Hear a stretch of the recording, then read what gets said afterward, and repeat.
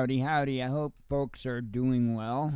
I got a couple of things I want to say about this whole this Minneapolis, Minnesota school slash church shooter. Couple of things. It's important that we not let go of the narrative, and I think that's happening. There's a couple of things that I have noticed, not only with this incident, but with other incidents as well.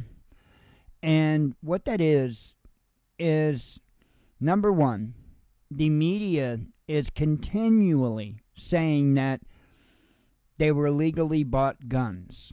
Okay, when you go and you fill out the forms, the paperwork to purchase a firearm, you are asked several questions, right?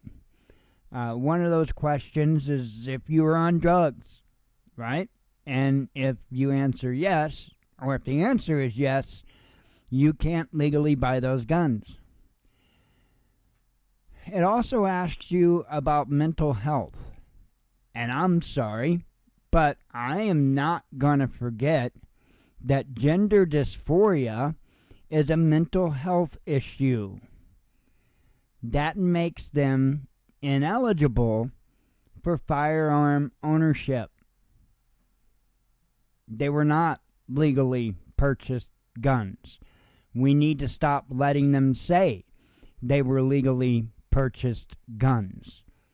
Number two, I just watched video to where I believe it was the chief, or I believe it was the chief of police, was talking to Live News Now, and he was going on and on and on about, number one, the word copycat. People need to lose that. They need to forget that.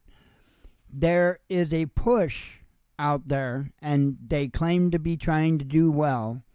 There is a push out there to never show images or give names of the people that are committing these atrocities because of possible copycats. That's nonsense. That's nonsense.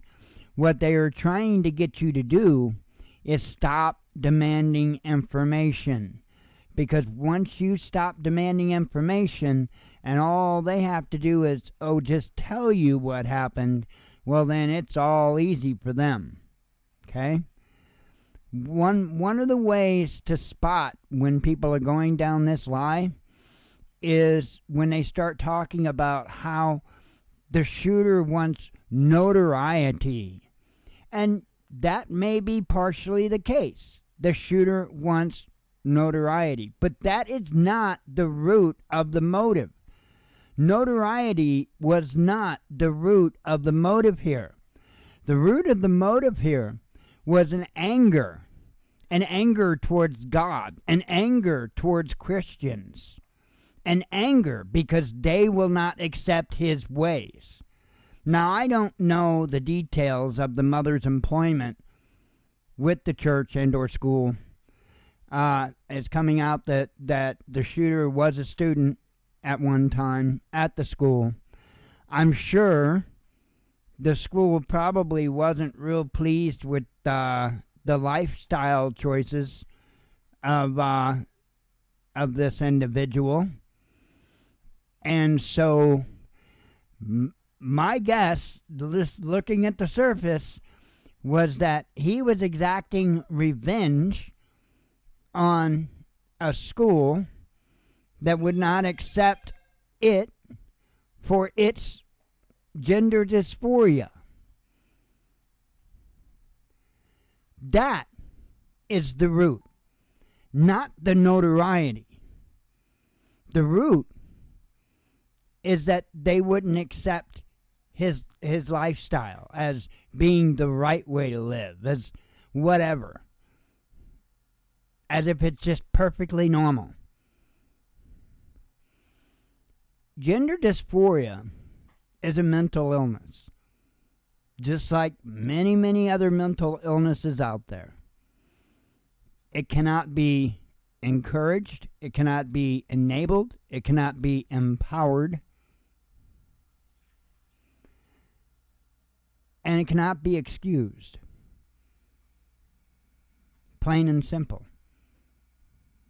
A lot of people deal with mental illness. A lot. Including myself. It's no secret. It's an everyday thing. But the moment people start enabling me, the moment people start making excuses for me, and I'm allowed to let my mind go down the wrong path, and I'm encouraged to allow it to go down the wrong path, that's not going to end well. Because, see, all of these kids that I don't know what it is that these parents are thinking their kids are, they're kids, they're human beings. I don't know if it's just some type of a possession, right? Like a doll or something. I don't get it. I don't get it. I'm 53 years old. I was raised by parents that were parents. Now, I'm not saying it was all good, not saying it was all bad. But they were parents. They weren't trying to be my friend. They weren't trying to be my best buddy. They were parents. My dad would damn well put his foot up my ass if he needed to, and had many times. That's probably one of the problems here. There's not enough feet getting put up people's asses. Just saying. Just saying. Man, let me tell you what. For a lot of my life, I despised my dad.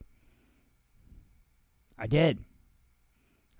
I thought he was the most cruel son of a bitch to ever walk the earth. And don't get me wrong, my dad was certainly no piece of cake. My dad was certainly a challenge. I was too, equally. Absolutely, at least equally, I was a challenge, I have to be honest. There's a lot of dark roads that I would have probably traveled down if it weren't for my dad's foot in my ass.